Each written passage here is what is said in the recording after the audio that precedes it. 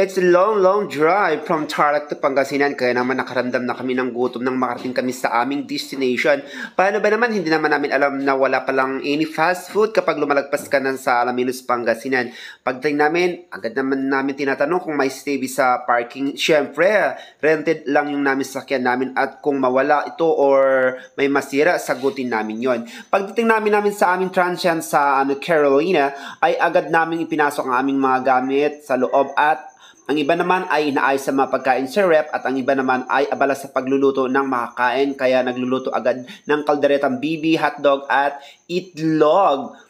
Habang iba naman ay chinecheck ang mga facilities, condition ng aircon at ang safety to assure na all out ang saya at walang inaalala, but opportunately, hindi naman yun ang in-expect namin. Malayo sa katotohanan, walang privacy, walang maayos na facilities, mahina ang aircon, sira yung rep, mabaho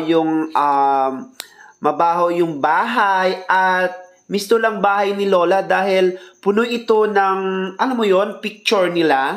Kaya habang tinitingnan namin yung tanawin ay nagmi-meeting kami at nagpagkasundoan namin na maghanap na lang kami ng ibang transient at hindi namin iniisip yung aming down payment. Ang halaga sa amin ay magkaroon kami ng kasiyahan at magpakasaya.